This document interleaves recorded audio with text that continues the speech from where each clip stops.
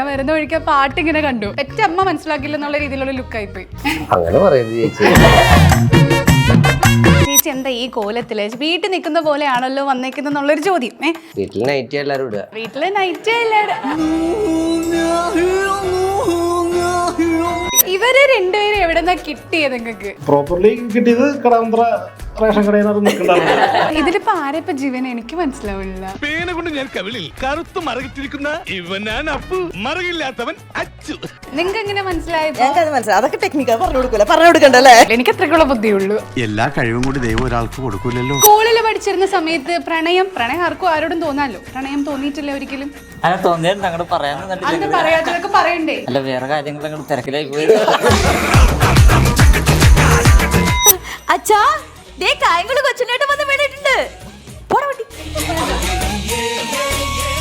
ഈ മനുഷ്യന് വേറെ പണിയൊന്നും ഇല്ലേ എന്നാ ഞാൻ ആലോചിച്ച്. അപ്പുറത്തെ വീട്ടിലെ കാര്യം അന്വേഷണം നടക്കുന്ന ഒരാള് സ്വന്തം വീട്ടിലെ കാര്യം നോക്കുന്നില്ല. ഇതായിരുന്നു എന്റെ മനസ്സിലൊരു വിചാരം.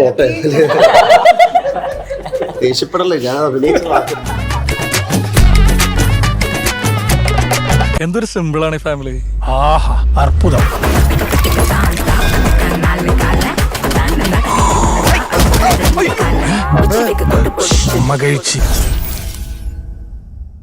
ഞാൻ ഇന്ന് ഇന്റർവ്യൂ എടുക്കാനായിട്ട് സ്റ്റാർട്ട് ചെയ്യാൻ ഇവരോട് പറഞ്ഞപ്പോ ഇവരെന്നോട് ആദ്യം ചോദിച്ച ചോദ്യം, ചേച്ചി മുടിയൊന്നും കെട്ടുന്നില്ലേ, ചേച്ചി എന്താ ഈ കോലത്തില് വീട്ടിൽ നിൽക്കുന്ന പോലെയാണല്ലോ വന്നേക്കുന്നുള്ളൊരു ചോദ്യം.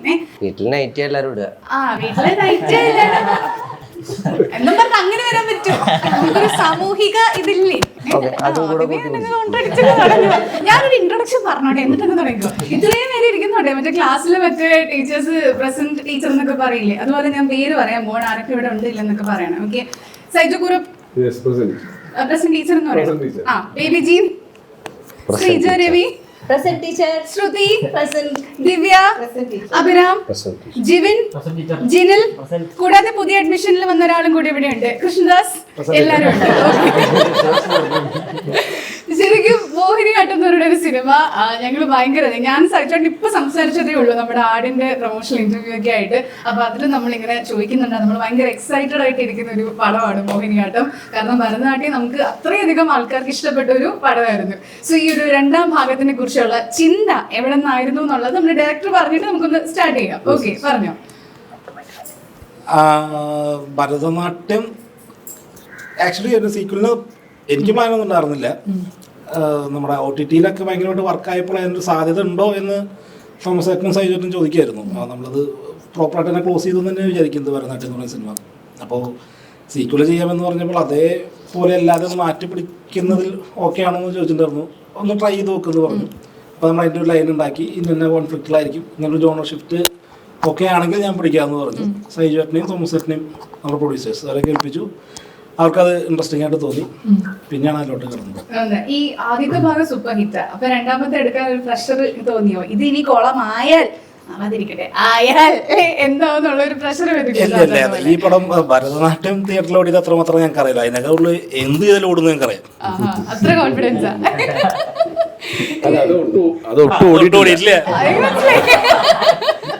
അല്ല, പക്ഷെ OTT ആയിരുന്നു അന്ന് നമ്മളെ സേവ് ചെയ്തൊരു പ്ലാറ്റ്ഫോം എന്ന് പറയുന്നത്. പക്ഷെ ഇത് തിയേറ്ററിൽ പൊളിക്കും എന്നുള്ള ഒരു ഉറപ്പുണ്ടെന്ന് സൈജാട്ട് അന്ന് പറഞ്ഞിട്ടുണ്ടായിരുന്നു. ഇത് OTT-യിൽ റിലീസ് ചെയ്ത് അവിടെ നിന്ന് ഇത് കിട്ടേണ്ട ആവശ്യമില്ല, തിയേറ്ററിൽ തന്നെ ഇത് കിടക്കും അല്ലേ? അതാണ് ഒരു ഉറപ്പായിട്ടും നമ്മള് കഴിഞ്ഞ പ്രാവശ്യം ആൾക്കാർ പറഞ്ഞ ലൂപ്പ് ഹോൾസ് അതൊക്കെ നമ്മൾ ക്ലോസ് ചെയ്തിട്ടുണ്ട്. പ്രാവശ്യം കഴിഞ്ഞ പ്രാവശ്യം പറഞ്ഞത് തിയേറ്ററിക്കൽ വാച്ച് അല്ല, പിന്നെ 35 മിനിറ്റിലാണ് നമ്മളൊന്ന് ഇന്നാവുന്നത്. അപ്പോൾ നമ്മളതിപ്പോൾ 5 മിനിറ്റിലാക്കിയിട്ടുണ്ട് ഇന്നാവല്. പിന്നെ എൻ്റെ സ്ട്രക്ചർ മൊത്തം ഡിസൈൻ ചെയ്തിരിക്കുന്നത് തിയേറ്ററിക്കൽ ഇത് തന്നെയാണ്. പിന്നെ എൻ്റെ ബാക്ക്ഗ്രൗണ്ട് സ്കോർ, പാട്ടുകൾ ഒക്കെ തിയേറ്ററിക്കൽ ഫീലാണ്. ആ രീതിയിലാണ് ഡിസൈൻ ചെയ്തിരിക്കുന്നത്. അതൊക്കെ ദാസനും പിന്നെ നമ്മുടെ ഇലക്ട്രോണിക്കലി എന്നാണ് മ്യൂസിക് ഡയറക്ടറുടെ പേര്. നമ്മുടെ സിനിമാറ്റോഗ്രാഫർ ബബ്ലു അജു, ഭരതനാട്യം ബബ്ലു തന്നെയായിരുന്നു. So the visuals are also even more beautiful than Bharatanatyam. Yeah, and budget-wise also 3 times bigger than Bharatanatyam. അപ്പോൾ നല്ല പ്രതീക്ഷയുണ്ട്. And we have new actors, new characters coming in. Suraj Venjaramoodu, Baby Jean, പിന്നെ നമ്മുടെ ജഗദീഷ് ഏട്ടൻ, നിസ്താർ ഏട്ടൻ, സന്തോഷ് കുരുവ, വിനയ് ഫോർട്ട്. സോ എല്ലാവർക്കും ഒരു കറക്റ്റ് ക്യാരക്ടർ ആർക്കും ഉണ്ട്. എല്ലാവർക്കും കറക്റ്റായിട്ടുള്ള എന്താണ് ഇപ്പം ഇദ്ദേഹത്തിന് കൂടുതൽ മറ്റേ ക്യാരക്ടറിന് കുറവ് അങ്ങനത്തെ ഉള്ള ഒരു പ്രശ്നമില്ല. എല്ലാവർക്കും എന്താണ് ഈക്വൽ സ്ക്രീൻ ടൈമാണ് കൊടുത്തിരിക്കുന്നത്. ആൻഡ് എല്ലാവരും സിറ്റുവേഷണൽ ഹ്യൂമറാണ്. ഇപ്പം നമ്മളിപ്പം ആടിൽ കാണുന്ന പോലെ ക്യാരക്ടേഴ്സ് മണ്ടന്മാരല്ല. ക്യാരക്ടേഴ്സൊക്കെ ഭയങ്കര അതിബുദ്ധിമാന്മാരാണ്. അതിൻ്റെ ഒരു പ്രശ്നമാണ്. ഭയങ്കര ഐക്യ ലെവലുള്ള ആൾക്കാരാണ്. ബുദ്ധി കൂടിപ്പോയതിൻ്റെ പ്രശ്നമാണ്. But the situations are literally humorous. Dark ഹ്യൂമറാണ്. It's a crime thriller. എല്ലാ ജനറേഷൻസിനും അപ്പീൽ ചെയ്യാൻ പോകുന്നൊരു സിനിമയായിരിക്കും. എല്ലാവരും ഒരേപോലെ എന്റർടൈൻ ചെയ്യാൻ പോകുന്നൊരു സിനിമയായിരിക്കും. ഇത് ശരിക്കും ഫസ്റ്റിൽ നിന്ന് ഡിഫറൻസ് എന്ന് പറഞ്ഞത് ഒരു ക്രൈം ത്രില്ലർ ആണ് എന്നുള്ളൊരു സംഗതിയാണ്. ഫസ്റ്റിൽ ആ ഒരു ക്രൈം എലിമെന്റ് ആസ് സച്ച് ഉണ്ടായിരുന്നില്ല. ഇത് അങ്ങനത്തെ രീതിയിൽ ഷിഫ്റ്റ് ചെയ്യണം എന്ന് എവിടെന്നാ തോന്നിയത്? കാരണം മറ്റത് സാധാരണ വീട്ടിൽ നടക്കുന്ന ഒരു കഥ, നമുക്ക് ചേച്ചിയുണ്ട്, അമ്മയുണ്ട്, ചേട്ടനുണ്ട്, അങ്ങനത്തെ ഒരു ജോണർ. അതിന്റെ ഇടയിൽ ക്രൈം ഒതുക്കേണ്ട ആവശ്യം ഉണ്ടായിരുന്നു. ഇപ്പൊ ചെയ്തിട്ട് ഒന്നും ഉണ്ടായില്ല തിയേറ്ററിലൊന്നും. അതെ, ഫീൽ ഗുഡ് എടുത്തിട്ട് ഇപ്പൊ കിട്ടി, ബോധ്യായി. അപ്പൊ അത് വേണ്ട. അത് ഭരതനാട്യം ചെയ്യുമ്പോൾ നമ്മൾ നല്ലൊരു സിനിമ ചെയ്യുക എന്നത് മാത്രം പ്ലാൻ ഉണ്ടായിരുന്നു. ഓക്കെ, അപ്പൊ നല്ല സിനിമയാണെന്നുള്ള അഭിപ്രായം കിട്ടി. ഇനി നമ്മൾ പ്ലാൻ ചെയ്തുകൊണ്ട് തന്നെയാണിത് പ്രോപ്പർ തിയേറ്ററിൽ അടിക്കണം എന്ന് തന്നെ മുന്നേ കണ്ടോണ്ട്. മറ്റേത് നല്ല പടം ചെയ്യണമെന്നുണ്ടായിരുന്നുള്ളൂ. ഇപ്പൊ നല്ലത് മാത്രമായ പോരാ, തിയേറ്ററിലും അടിക്കണം, തിയേറ്ററിലും വർക്ക് ആവണം, എല്ലാ കൈൻഡ് ഓഫ് ഓഡിയൻസിനും വർക്ക് ആവണം എന്ന് തന്നെ മുന്നേ കണ്ട് ചെയ്തിട്ടുള്ളതാണ്. എനിക്കിതിൽ വിഷമമുണ്ട്. കാരണം സായികുമാർ ചേട്ടൻ ഇതിനകത്ത് നിങ്ങൾ കൊന്നു കളഞ്ഞു, നിങ്ങൾ ഇതിലേക്ക് കൊണ്ടുവന്നില്ല. കാരണം പുള്ളി അതിഗംഭീര പെർഫോമൻസ് ആയിരുന്നു ഫസ്റ്റ് പാർട്ടിൽ ചെയ്തിട്ടുണ്ടായിരുന്നത്. സായി ചേട്ടൻ ഇല്ലെന്ന് പറഞ്ഞിട്ടില്ല. സായി ചേട്ടൻ ഇത് സ്ക്രിപ്റ്റ് വായിക്കാൻ കൊടുത്തിരുന്നോ? ഇവര് ഫാമിലി പരമായിട്ട് ഇവരുടെ വീട്ടിൽ ടെൻസ് ഇരിക്കാറുണ്ട്. അല്ല, ഇതേപോലെ സായികുമാർ ചേട്ടനും ഒരു ടിൻ ബ്രദർ വരാൻ കിടക്കുന്നു. വിശ്വസിക്കാൻ വരാലോ, 3 പ്ലാൻ ചേട്ടാ. മോനിന്റെ ഐഡിയ എവിടെ കേട്ട് ഇവരെ രണ്ടുപേരും എവിടെന്നാ കിട്ടിയത് നിങ്ങൾക്ക്? ഫസ്റ്റ് കണ്ടപ്പോഴേ ചോദിക്കണമെന്നുണ്ടായിരുന്നു, എങ്ങനെ കണ്ടുപിടിച്ചു? മറ്റേ അണ്ണൻ തമ്പി മോഡിലുള്ള 2 ഐറ്റങ്ങൾ എവിടെ നിന്ന് ഒപ്പിച്ചെടുത്തു ഇതിനായിട്ട്? അല്ല, ഇവന്മാരെ പ്രോപ്പർലി കിട്ടിയത് കടന്തറ റേഷൻ കടയിൽ നിന്ന് നിൽക്കുന്നുണ്ടായിരുന്നു. അന്ന് ഞങ്ങൾ തപ്പിക്കൊണ്ടിരിക്കുന്നതായിരുന്നു. ആ സമയത്ത് നമ്മൾ ആദ്യം വെച്ചിരുന്നത് വേറെ ആളുകളായിരുന്നു. അത് നമ്മൾ ഷൂട്ടിനോട് അടുത്തോട്ട് എത്തിയപ്പോഴേക്കും വർക്ക് ആവാതെ ആയി തുടങ്ങി. അവരും അത്ര കോൺഫിഡന്റ് അല്ല, അവരങ്ങനെ അഭിനയിക്കാൻ അറിയുന്നവരായിരുന്നില്ല. നമ്മൾ തന്നെ വർക്ക്ഷോപ്പ് കൊടുത്ത് ശരിയാക്കി കൊണ്ടായിരുന്നു നോക്കിയത് പാളി. പിന്നെ ഷൂട്ടിന്റെ ഒരു 2 ദിവസം മുമ്പായിട്ടാണ് നമ്മൾ വീണ്ടും ഇറങ്ങി തപ്പിയത്. അപ്പോഴാണ് ഇതിൽ ഏതോ ഒരാള് റേഷൻ കടയിൽ നിന്നാണ് പിടിച്ചോണ്ട് വന്നിട്ടുണ്ടായിരുന്നത്. മറ്റവൻ എഡിറ്റിംഗ് വർക്കൊണ്ടിരിക്കുക.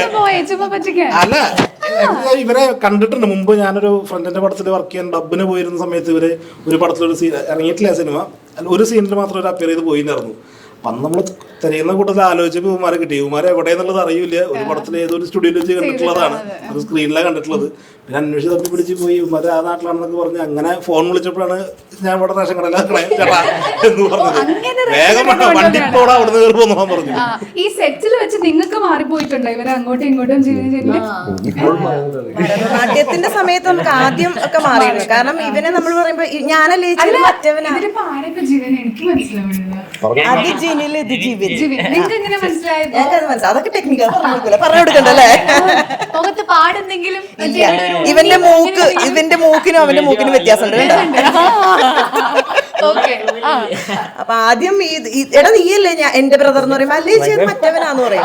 അവനോടേക്കും അല്ലേച്ചി മറ്റവനാന്ന് പറയും. പിന്നെ ഞാൻ ഇങ്ങനെ ഞങ്ങൾക്ക് പിന്നെ ശീലമായി അല്ലേ? അപ്പൊ നിങ്ങൾ ഈ സെയിം ഫിഗർ ഉള്ളതുകൊണ്ട് ഇവരെ ആരെങ്കിലും പറ്റിക്കാൻ നോക്കിയിട്ടുണ്ടോ സെറ്റിൽ എപ്പോഴെങ്കിലും? അങ്ങനെ പറ്റിക്കൽ പരിപാടികൾ അതിലും വലിയ വീരന്മാരെ എവിടെ പടത്തിലെത്തുമ്പോ രണ്ടുപേരും ലുക്ക് വേറെയല്ലേ? ചെറിയ രീതിയിൽ എന്നെ പോലെ എനിക്ക് മനസ്സിലാവാറില്ല. എനിക്ക് അത്രയുള്ള ബുദ്ധിയുള്ളൂ, അതുകൊണ്ട് അറിയാം. അപ്പൊ ഈ 2ാമത്തെ ഭാഗം ഷൂട്ട് ചെയ്തപ്പോൾ എക്സ്പീരിയൻസ് എങ്ങനെയായിരുന്നു? അത് വളരെ നല്ലൊരു എക്സ്പീരിയൻസ് അങ്ങനത്തെ ഒരു കുറച്ച് എല്ലാവരും സിങ്ക് ആയിരുന്നല്ലോ പ്രധാനത്തില്. പിന്നെ പുതിയ ക്യാരക്ടേഴ്സും ബേബിയൊക്കെ ആണെങ്കിലും പെട്ടെന്ന് സിങ്കായി. ബേബി എങ്ങനെയാണ്? സത്യസന്ധമായിട്ടുള്ള ഉത്തരം പറയൂ. ബേബി എങ്ങനെയാണ്? പക്ഷേ മനുഷ്യത്വത്തിന്റെ ഒരു ഒട്ടമ്മയാണ്.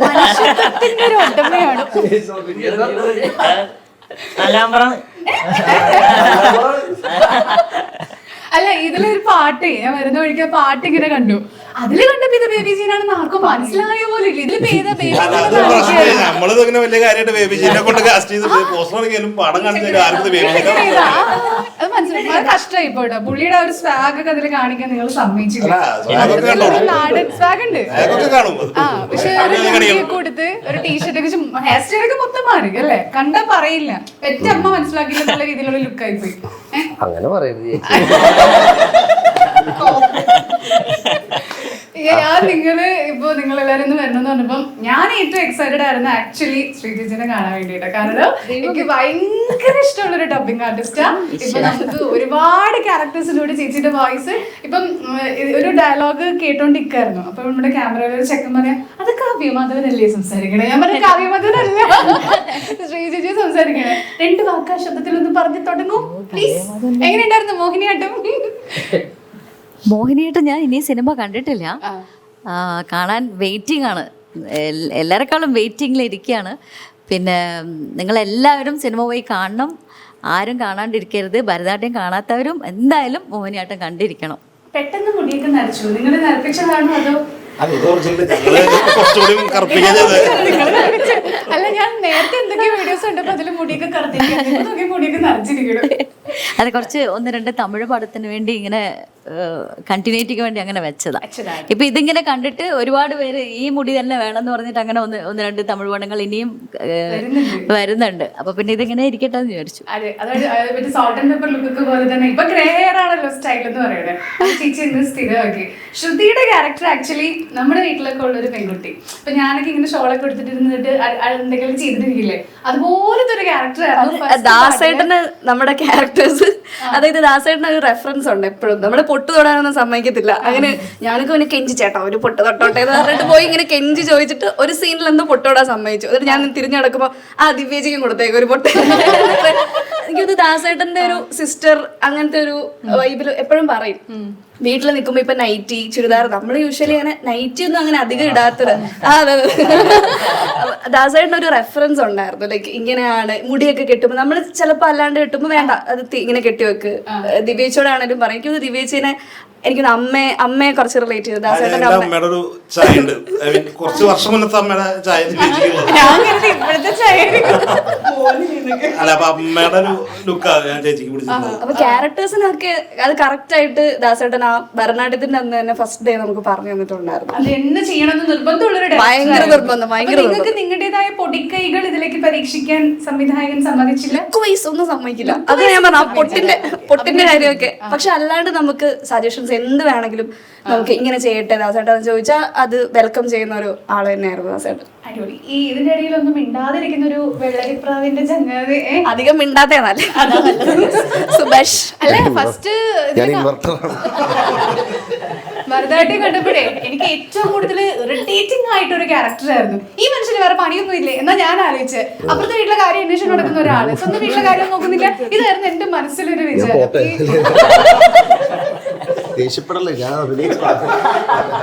അല്ല ലാസ്റ്റ് ക്ലൈമാക്സിലെ ഒരു സാധനം ഉണ്ടല്ലോ കൊടുക്കുമ്പോ, അപ്പം തിയേറ്ററിൽ കിട്ടുന്ന ഒരു സാറ്റിസ്ഫാക്ഷൻ. അതായത് ഞങ്ങൾ തിയേറ്റർ വിസിറ്റ്സിന് ഒരുമിച്ച് ഇങ്ങനെ പോകാറുണ്ട്. കൂടുതലും ഞാനും ഇവരും കൂടെ പോയത്. അപ്പൊ ക്ലൈമാക്സ് പോർഷൻ ആവുമ്പോൾ നമ്മൾ കയറുമ്പോൾ കറക്റ്റ് ആ സീനായിരിക്കും. അതും ചേട്ടന്റെ കൂടെ നിൽക്കുന്നത് ദാസേട്ടനാ. അപ്പൊ പൊട അത് പറയുമ്പോഴത്തേക്ക് ആ കയ്യടി ഉണ്ട്, ഭയങ്കര സാറ്റിസ്ഫാക്ഷൻ. ഞങ്ങൾക്കൊക്കെ ഒരു മനസ്സുഖം കിട്ടിയ ഒരു സീനാണ്. എങ്ങനെയുണ്ട് മോഹിനിയാട്ടത്തിലും അതേ സ്വഭാവമാണോ, അതേ വൃത്തികെട്ട സ്വഭാവമാണോ? അതോ സ്വഭാവം എന്ന് പറഞ്ഞാൽ വൃത്തികെട്ടതെന്ന് ഞാൻ പറയൂല, കാരണം ഒരു സ്വഭാവമാണ്. അപ്പൊ ആ സ്വഭാവം എനിക്ക് തോന്നുന്നു ദാസൻ ഇപ്പൊ അമ്മേനെ കണ്ടിട്ട് ദിവ്യനെ സെറ്റാക്കി എന്ന് പറഞ്ഞ പോലെ ദാസനെ തന്നെ കണ്ടിട്ട് എന്നെ സെറ്റാക്കി. കാരണം ഞാൻ ആ സിനിമയിലാണെങ്കിലും, ആ സിനിമ എന്നല്ല ഏത് സിനിമയിലാണെങ്കിലും ഡയറക്ടറും റൈറ്ററും പറയണത് എന്താണോ അത് ചെയ്യാനാണ് ശ്രമിക്കാറ്. അപ്പോൾ അവരിത് എവിടുന്ന് പൊക്കി കൊണ്ടുവന്നു ആരാണിതൊന്നും ഞാൻ ചോദിക്കാറില്ല. അപ്പോൾ ഇത് ദാസനാവാൻ സാധ്യത ഉണ്ടെന്ന് എനിക്ക് തോന്നുന്നു. കാരണം എന്ന് വെച്ചാൽ ഈ കഥാപാത്രം യഥാർത്ഥത്തിൽ ചെയ്യേണ്ടിരുന്നത് ദാസന.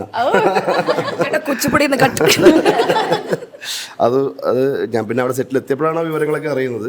അപ്പോൾ അങ്ങനെയാണ് ആ കഥാപാത്രം എന്നിലേക്ക് എത്തിപ്പെട്ടതെന്ന് തോന്നുന്നു. വേറെ പല ആക്ടേഴ്സും അതിന് വേണ്ടിയിട്ട് ഉള്ള ഒരു അല്ലേ ഒരു ലിസ്റ്റിൽ ഉണ്ടായിരുന്നു തോന്നുന്നു. അതെ അതെ അതെ. ആക്ച്വലി അഭിചേട്ടൻ ഇതിൽ സ്വാതി ചെയ്ത റോളായിരുന്നു ആദ്യം ഉണ്ടായിരുന്നത്. ഇനീഷ്യൽ കാസ്റ്റിംഗില് ഓക്കെ. അല്ല അവരൊക്കെ വേണ്ടെന്ന് വിചാരിച്ചിട്ട് അഭിചേട്ടനെ തന്നെ കാസ്റ്റ് ചെയ്തതിന്റെ റീസൺ എന്താ? സൈജു കുറുപ്പ്. അതെന്താ അങ്ങനെ? അല്ല നമ്മളിപ്പോ അഭിചേട്ടനെ അടിയനാക്കി സ്വാധീനം റോളിൽ വെച്ചിട്ട് മറ്റേ നമ്മൾ കുറെ ആലോചിക്കണം, എന്നാലും ഇതിലോട്ട് കിട്ടില്ല. അപ്പോഴാണ് നമുക്ക് അഭിനയം ഇപ്പുറത്ത് വെച്ചാൽ അത് കത്താരി പിന്നെ അളിയനെ വേറെ തപ്പി വന്നിട്ട് പിന്നെ സ്വാധീനം വരുന്നു അഭിചേട്ടൻ. സജിച്ചേട്ടന്റെ സെലക്ഷൻ മോശമായിട്ടോ ഏട്ടാ, കാരണം അടിപൊളിയായിരുന്നു, പെർഫെക്റ്റ് ഞാനത് ആയിരുന്നു. പറയാൻ പാടില്ല അല്ലേ? Okay okay. Thank you thank you. എനിക്ക് ഭയങ്കര രസമായിട്ട് മൊത്തം കാസ്റ്റിംഗ് രസമായിട്ട് തോന്നി. കാരണം ഇവരൊന്നും അഭിനയിക്കാൻ തോന്നില്ല, ക്യാമറ ഓഫ് ആക്കിയിട്ട് നിങ്ങൾ ജീവിക്കുന്ന ഒരു ഫോർമാറ്റ് ആയിരുന്നു. ഇപ്പൊ ചേച്ചിയുടെയൊക്കെ മറ്റേ ഹോസ്പിറ്റൽ സീനൊക്കെ ആണെങ്കിലും കറക്റ്റ് ഞങ്ങൾക്ക് ശരിക്കും നമ്മളൊക്കെ ഹോസ്പിറ്റലിൽ നിന്ന് എങ്ങനെ ചെയ്യാം അതുപോലെ തന്നെ ഉണ്ടായിരുന്നു. ആക്ടിങ്ങിലുള്ള താങ്കളുടെ ഈ കഴിഞ്ഞ എക്സ്പീരിയൻസ് എങ്ങനെയുണ്ടായിരുന്നു മിസ്റ്റർ ബേബി ജി? ഈ ഒറ്റ വാക്കിൽ നിർത്തിയാ പോലെ എനിക്ക് 2 സെന്റൻസ് കേൾക്കണം. ഇല്ല, എന്തായിരുന്നു ചോദിച്ചത്? എങ്ങനെയുണ്ട് അഭിനയത്തിലുള്ള എക്സ്പീരിയൻസ്? ഇപ്പോ അടിപൊളി എക്സ്പീരിയൻസ് ആയിരുന്നു സത്യം പറഞ്ഞു കഴിഞ്ഞാൽ. കാരണം ഇതുവരെ ചെയ്യാത്തൊരു പരിപാടിയായിരുന്നു. ആൻഡ് കുറേ കാര്യങ്ങൾ എക്സ്പ്ലോർ ചെയ്യാൻ എനിക്ക് ഒരു സ്പേസ് തന്ന ഒരു ടൈമായിരുന്നു. എങ്ങനെയാ ബേബി ജി ഇതിലോട്ട് വന്നേ? ഞാൻ ദാസേട്ടൻ സ്കൂട്ടർ വന്നു, കഫേല് വന്നു, കഥ പറഞ്ഞു. അല്ല അതെങ്ങനെയായിരുന്നു? അല്ല അതൊക്കെ വേണമെന്നുണ്ടായിരുന്നു. അങ്ങനെ എന്തായാലും ഇപ്പൊ ചെയ്യുന്ന ക്യാരക്ടർ ആണെങ്കിലും ഇപ്പൊ ഇതിലൊരു വ്യത്യാസം തോന്നുന്നില്ല. എല്ലാവരും ഒരുപോലെ ഇരിക്കുന്നു, മാത്രം വേറെ കോൺട്രാസ്റ്റ് പടത്തിന്റെ കാസ്റ്റിങ്ങിനും വേണം. ഇവൻ എന്താണ് ഈ പടത്തിനകത്ത് കാര്യം എന്നൊരു അത് വരുത്തിക്കാൻ വേണ്ടി തന്നെ ആരും ഇതിനെ വരുത്തിക്കാൻ തന്നെയായിരുന്നു ബേബിനെ കാസ്റ്റ് ചെയ്തത്. ബേബി പിടിക്കുമോ എന്നൊരു ഡൗട്ട് ഉണ്ടായിരുന്നു. കാരണം അവന്റെ ഒരു കൈൻഡ് ഓഫ് പരിപാടികളൊക്കെ വേറെ ആയതുകൊണ്ട് നമ്മുടെ വേൾഡിലോട്ട് വരാൻ. പക്ഷെ കഥ കേട്ടു, എന്നിട്ട് പോയി ഭരതനാട്യം കണ്ടു, എന്നിട്ടാണ് വിളിച്ചു പറഞ്ഞത് സെറ്റാണെന്നുള്ളത്. കഴിഞ്ഞിട്ട് ക്യാരക്ടർ പരിപാടി സംസാരിച്ചു. പിന്നെ സെറ്റിലൊക്കെ വന്നു, കാര്യങ്ങളൊക്കെ അറിഞ്ഞു നോക്കുമ്പോ ദാസേട്ടനെക്കാട്ടും നാടൻ ഞാൻ. എന്റെ ജീവിത രീതിയും ഞാനല്ലടാ നീ നാടൻ, അങ്ങനെ പോയി. അല്ല ശരിക്കും ഞാൻ ആദ്യമായിട്ട് ഒരു റാപ്പർ ഏറ്റവും അടുത്ത് കാണുന്നത്. എനിക്ക് ചോദിക്കണം എന്നുള്ളത്, നിങ്ങൾ എന്താ സാധാരണ ആൾക്കാരെ പോലെ ജീവിക്കാതെ എപ്പോഴും ഈ കണ്ണാടിയും ഫ്രീ സ്റ്റൈലൊക്കെ വെച്ച് നടക്കുന്നത്? ഒന്നുമില്ല, നമ്മള് കുത്തഴിഞ്ഞ ചെയ്താണ് അത്.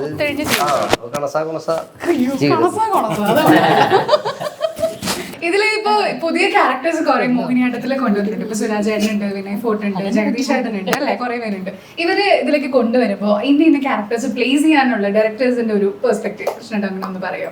എന്തിനാണ് ഇന്ന ആൾക്കാരെ ഇതിലേക്ക് കൊണ്ടുവന്നത്? അല്ല നമ്മള് ഇന്ന ആർട്ടിസ്റ്റുകളെ പ്ലേസ് ചെയ്യണം എന്നുള്ള ഉദ്ദേശത്തിലായിരുന്നില്ലേ നമ്മള്. നമ്മുടെ ഇപ്പൊ മോഹിനിയാട്ടത്തിന്റെ കഥയിൽ വേണ്ട ക്യാരക്ടേഴ്സ് ഏതൊക്കെയാണോ എന്നുള്ളത് നോക്കിയാണ് നമ്മൾ ഇതിലോട്ടൊക്കെ എത്തിയിട്ടുള്ളത്. അതായത് ഇപ്പൊ സുരാജേട്ടനെ ഇന്നാക്കണം എന്നുള്ളൊരു ക്യാരക്ടർ വെച്ചിട്ടുള്ളതല്ല. ആ ക്യാരക്ടറിന് അത്രമാത്രം വെയിറ്റ് ഉണ്ട്, കഥയ്ക്ക് അതിന് മാത്രം ഇമ്പോർട്ടൻസ് ഉണ്ട്.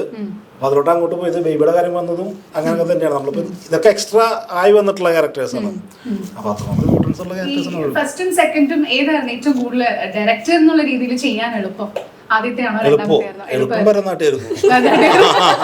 ഫസ്റ്റ് പടായിരുന്നു കൊണ്ടല്ല, അതായിരുന്നു എളുപ്പം, സ്വിച്ച് ചെയ്തു. അപ്പൊ രണ്ടാമത്തിലുള്ള ചാലഞ്ച് എന്തായിരുന്നു? ഈ ആർട്ടിസ്റ്റിന്റെ സൈഡിൽ നിന്നാണോ അതോ പ്രൊഡക്ഷന്റെ സൈഡിൽ നിന്നാണോ ഏറ്റവും കൂടുതൽ പണി ഉണ്ടായിരുന്നത്? എവിടെ നിന്നായിരുന്നു? അല്ല ആർട്ടിസ്റ്റിന്റെ പ്രൊഡക്ഷന്റെ സൈഡ് കൊണ്ടല്ല, നമ്മളിപ്പോ എഴുതി വെച്ചിട്ടുള്ളത് ഷൂട്ട് ചെയ്യണല്ലോ, അതിന്റെ ബുദ്ധിമുട്ടുകളാണ്. അപ്പൊ ഭരതനാട്യം കുറെയൊക്കെ ഒരു വളരെ സിമ്പിൾ ആയിട്ട് വീടിന്റെ അകത്ത് തന്നെ ചുറ്റിപ്പറ്റി നൈറ്റ് സീൻസ് ഉണ്ടായിരുന്നില്ല. അല്ല ആക്ച്വലി ഭരതനാട്യം ഞാൻ ഒരു OTT പ്ലാറ്റ്ഫോമിന് വേണ്ടി എഴുതിയ സിനിമയാണ്. കൊറോണ ആ ടൈമില് അതൊരു OTT പ്ലാറ്റ്ഫോമിൽ ഡയറക്റ്റ് OTT പടം എന്നുള്ള രീതിയിലൊരു പ്ലാൻ ചെയ്ത പടമായിരുന്നു. അപ്പൊ അതുകൊണ്ട് അത് കുറെയൊക്കെ ഷൂട്ടിംഗ് ഫ്രണ്ട്ലി ആക്കാനൊക്കെ ആയിട്ട് നൈറ്റ് സീൻസ് ഒന്നും ഇല്ലാതെ അങ്ങനെ അങ്ങനെയൊക്കെ. പിന്നീട് കൊറോണ മാറി, ആ പ്ലാറ്റ്ഫോം ഇല്ലാണ്ടായി. പിന്നെ അതുകൊണ്ട് ഞാൻ പുറത്തിറങ്ങിയപ്പോഴാണ് ഇപ്പൊ സിനിമയായത്. അതുകൊണ്ടാണ് ഇപ്പൊ കറക്റ്റ് OTT പടം വരുന്നുണ്ട്. ഇപ്പോ അത് ഡിസൈൻ ചെയ്ത് തന്നെ അങ്ങനെയായിരുന്നു. ഇതിലോട്ട് എത്തുമ്പോ കുറെ കൂടെ ഇവന്റ്ഫുൾ ആണ്. നമ്മള് പടത്തിൽ ഇപ്പോൾ ഓരോ റീലിലും ഓരോ കാര്യങ്ങൾ സംഭവിച്ചുകൊണ്ടിരിക്കുന്നു എന്നുള്ള പോലെയാണ് പോകുന്നത്. ഭരതനാട്യം നമ്മൾ ആ വീട്ടിൽ കിടന്ന് കറങ്ങുന്നു എന്നുള്ളൊരു സംഭവമാണല്ലോ ഉള്ളത്. ഇത് കുറെ കൂടെ ഇവന്റ്ഫുൾ ആണ്. കാര്യം പറയുമ്പോ എനിക്കിത് കേട്ടേ പറ്റൂ. ഏത് മാളൂട്ടി അല്ലെങ്കിൽ കാവ്യമധുവിന്റെ ഏതൊരു വോയിസ് കാവ്യമാധവന്റെ സിനിമയിലെ ഡയലോഗ് ഒന്നും ഓർമ്മയില്ല. മാളൂട്ടിയുടെ ഏതെങ്കിലും ചോദിക്കില്ല, ചിരി അങ്ങ് ചിരിച്ചാൽ മതി. അപ്പൊ തന്നെ എനിക്ക് മനസ്സിലായി മാധവൻ, കള്ളം മാധവൻ ആദ്യം ചിരിക്കും അല്ലേ? അയ്യോ അച്ഛാ, കായങ്ങള് കൊച്ചിനേട്ട് വന്ന് വീണിട്ടുണ്ട്. പോടാ അങ്ങനെയൊന്നും ഉണ്ടല്ലേ? പക്ഷിയുണ്ടോന്ന് അറിയില്ല, പോടായിട്ട്. അല്ല, പട്ടിയുണ്ട്, പട്ടിയുണ്ട്. അടിപൊളി. മാളൂട്ടിയുടെ കൂടെ ഒന്ന് പറയുക. ആ, മാളൂട്ടി എന്തെങ്കിലും ചോദിച്ചോ, അപ്പൊ ഞാനൊരു മറുപടി പറയാം. ചോദിക്കുമ്പോ അതിന് ഉത്തരവായിട്ട് ആ, അങ്ങനെ പറയാം. എന്തെങ്കിലും കഴിച്ചോ? കഴിച്ചു. ചായ കുടിച്ചോ? ചായ ഇവര് തന്നില്ല, ബിരിയാണി കഴിച്ചു. ബിരിയാണി കഴിച്ചു. ഈ സൈച്ചേട്ടനെ പറ്റി എന്താ അഭിപ്രായം? സൈച്ചേട്ടനിക്ക് ഭയങ്കര ഇഷ്ട. സൈച്ചേട്ടൻ പാവമാണോ സെറ്റില്? പാവ.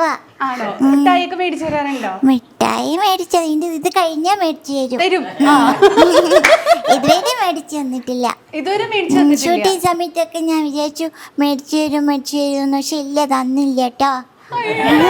എങ്ങനെ തോന്നുന്നു ഈ ഒരു കുട്ടിക്ക് മിഠായി മേടിച്ചു കൊടുക്കാതിരിക്കാൻ? നമ്മുടെയൊക്കെ ചൈൽഡ്ഹുഡിൽ ഏറ്റവും കൂടുതൽ കേട്ടത് എനിക്ക് നമ്മുടെ ശ്രീജിയുടെ ശബ്ദം തന്നെ ആയിരിക്കും, പല പല ക്യാരക്ടേഴ്സിലൂടെ അല്ലേ? അടിപൊളി. അപ്പം ഞാൻ ഇനി ചെറിയ ചെറിയ ക്വസ്റ്റ്യൻസ് ചോദിക്കാൻ പോവാണ്. ആർക്കാണ് ഇതിന് ഉത്തരം പറയാം? ഓക്കെ, റാപ്പിഡ് ഫയർ പോലെ. അപ്പൊ ഇത് ആരാണ് ഏറ്റവും കൂടുതൽ സെറ്റില് ചെയ്തത് എന്നുള്ളതാണ് എന്നോട് പറയുന്നത്. ഓരോ കട്ട് വിളിക്കുമ്പോഴും അപ്പൊ തന്നെ ഫോൺ എടുത്തിട്ട് ഫോൺ ചെക്ക് ചെയ്തിരിക്കുന്ന ആരാണ്?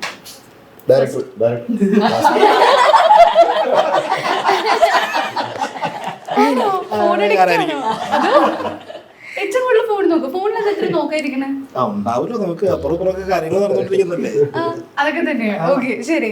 ഈ സെറ്റില് സീക്രട്ട്ലി ഫണ്ണിയസ്റ്റ് ആയിട്ടുള്ള ആരാണ്? അതായത് സീരിയസ് ആയിട്ടുള്ള ഒരു മുഖമുണ്ട്, പക്ഷെ മനസ്സിന്റെ ഉള്ളില് ഏറ്റവും കൂടുതൽ ഫണ്ണിയസ്റ്റ് ആയിട്ടുള്ളത് ഇതിലാരാണ്?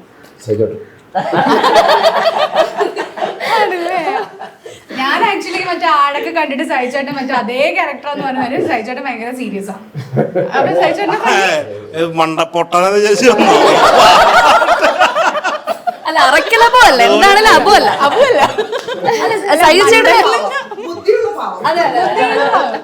സൈജേട്ടനുണ്ട്. ഇത്രയും ദിവസം നമ്മൾ കണ്ടിട്ടുണ്ട്. ഇപ്പൊ മോഹിനിയാട്ടം വേറെ നമ്മൾ ഒരുമിച്ച് ചെയ്തിട്ടുണ്ട്. ഇതുവരെ സൈജേട്ടൻ ഒന്ന് ദേഷ്യപ്പെട്ടോ സീരിയസ് ആയിട്ട് ഇരിക്കുന്നത് ഞങ്ങൾ ആരും കണ്ടിട്ടില്ല ആക്ച്വലി.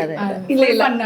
പിന്നെ ഫണ്ണല്ല, പക്ഷെ സീരിയസ് ആവാറില്ല. എന്തെങ്കിലും ഇഷ്യൂസ് വന്നാലും ഭയങ്കര കാമായിട്ട് ഡീൽ ചെയ്യുന്നത്. കൂളാണ്.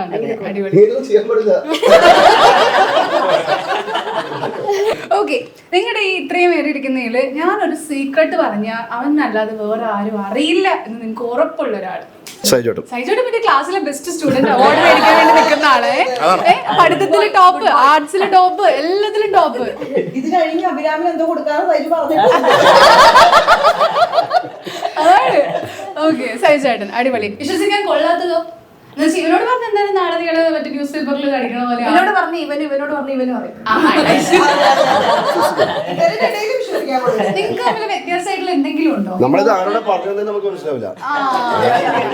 മൂക്ക് മാത്രമേ ഉള്ളൂ വ്യത്യാസമായിട്ട്? മൂക്ക് മാത്രമേ ഉള്ളൂ? ഇല്ല, ഇതുവരെ ഉണ്ടായിട്ടില്ലേ ഗേൾ ഫ്രണ്ട്സ്? കള്ളം പറയുന്നു.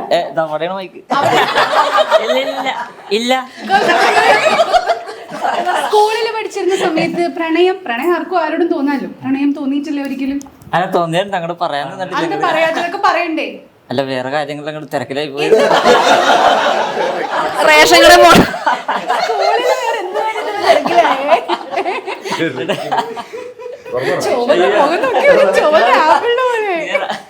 ഏറ്റവും കൂടുതൽ ഡയലോഗ്സ് മറന്നു പോയിട്ടുള്ള ആരാണ്?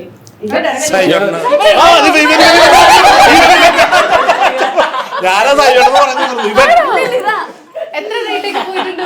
അതൊന്നും എത്ര ദിവസം പോയിട്ടെന്ന് വെച്ചാൽ ഒരു 4 രാത്രി എല്ലാവരും ഇരുട്ടത്ത് മഞ്ഞത്ത് നിന്ന് ഇവൻ ഒറ്റയ്ക്ക് ഡയലോഗ് പറഞ്ഞ് എല്ലാവർക്കും ജലദോഷം വരി പിടിച്ചിട്ടുണ്ട്. ഞങ്ങൾ ചന്ദ്രലേഖല പോലെ കമോൺ ചന്ദ്ര.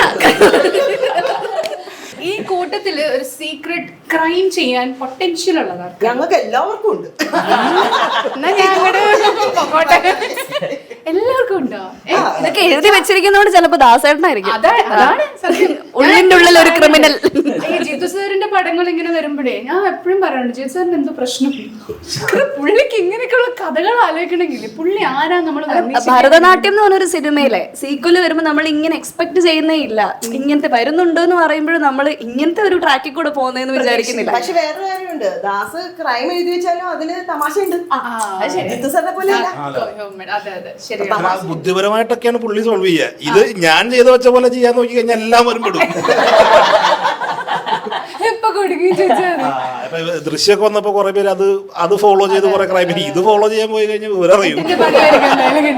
അടിപൊളി, ഗ്രേറ്റ്. അപ്പൊ വിഷു റിലീസായിട്ട് നമുക്ക് മോഹിനിയാട്ടം തിയേറ്റേഴ്സിൽ കാണാനായിട്ട് പോവാണ്. ഭൂമിമാന്റെ പ്രേക്ഷകരോട് എന്താണ് പറയാനുള്ളത്? ആരെങ്കിലും? എല്ലാവരും ഭരതനാട്യം ആദ്യം ഇന്ന് തന്നെ കാണുക, മോഹിനിയാട്ടം കാണുന്നതിന് മുൻപ്. എന്നിട്ട് മോഹിനിയാട്ടം ഏപ്രിൽ 10 എല്ലാവരും കാണണം. നിങ്ങളുടെ ഫ്രണ്ട്സിനോടും ഫാമിലിയോടും എല്ലാവരോടും പറഞ്ഞ് ഈ പടം ഒരു വൻ വിജയം ആക്കണമെന്ന് ഞങ്ങൾ എല്ലാവരും ഒരു ഫാമിലി ആയിട്ട് ചോദിക്കുകയാണ്. അത്രയും നല്ല അടിപൊളി പടമാണ്, മിസ് ചെയ്യരുത്. അത്രയേ ഉള്ളൂ. നിങ്ങൾ കണ്ടില്ലേ നിങ്ങൾക്കാണ് നഷ്ടം, അത്രയേ ഉള്ളൂ. അടിപൊളി. ഭരതനാട്യം കണ്ടില്ലാത്തവർക്കും കാണാട്ടോ. ഇനി ഭരതനാട്യം കണ്ടില്ല, ഇനിയിപ്പോ അത് കണ്ടിത് കാണണോ എന്നുള്ള ബുദ്ധിമുട്ട് പിടിക്കൊന്നും വേണ്ട. ഇല്ലാതെ കണ്ടാലും ഓക്കെയാണ്. അല്ല, കണ്ടിട്ട് കാണുമ്പോൾ കുറച്ചുകൂടെ കണക്ട് ആവും, ഇൻട്രസ്റ്റിംഗ് ആയിരിക്കും കുറച്ചുകൂടെ. ഗ്രേറ്റ്. അപ്പൊ ഇപ്പൊ ഹൗസ്ഫുൾ ആയിട്ട് ഇവിടെ ആൾക്കാർ ഇതുപോലെ ഹൗസ്ഫുൾ ആയിട്ട് ഈ മോഹിനിയാട്ടം തിയേറ്റേഴ്സിൽ ഓടട്ടെ. Okay, all the very best to the entire team. ബാക്കിയും കുറെ ആൾക്കാരുണ്ട്, എല്ലാവർക്കും all the very best and thank you so much. Thank U.